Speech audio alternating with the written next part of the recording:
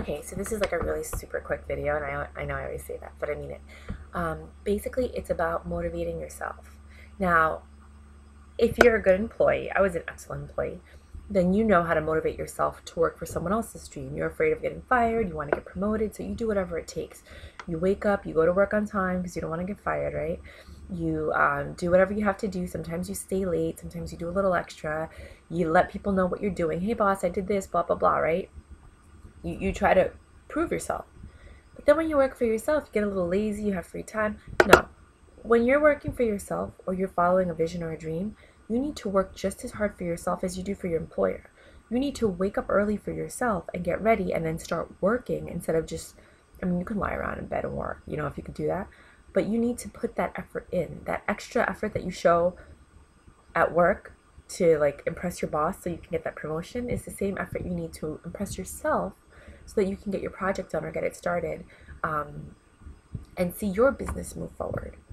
And sometimes you have to think, like me, I have to trick myself. I know it's crazy, and make it seem like it's not my business. I have to make it seem like I'm working for someone and I want to impress them and I want to do all the things that I'm supposed to do, to move ahead in the company, for someone else in order for me to do it for myself. Because if I'm doing it for myself, I'm more like, oh, whatever, I'll do it later, blah, blah, blah. But when I'm like, oh, I got to do this, I have a deadline, I have this to get done. I volunteered for this, because I wanted to add an extra project to, things that I'm doing. So, I have to, get everything done by this time and blah, blah, blah. And when I put that pressure on myself as if I'm working for an employer, I actually get things done. And I wanted to share that with people because for some people, when you're like, I can't find the motivation, I can't figure out what I want, blah, blah, blah. Well, maybe you need to talk to yourself like you're talking to an employer. Because sometimes you hold yourself more accountable for someone else than you do for yourself. And I know it sounds crazy, but sometimes you have to do that in the beginning until you start holding yourself accountable to yourself. And it makes sense. You know what I mean? And it becomes a habit. And then all of a sudden, you're not trying to do it for an employer. You're doing it for yourself. But you have to trick yourself or train yourself to do it for an employer. Does that make sense?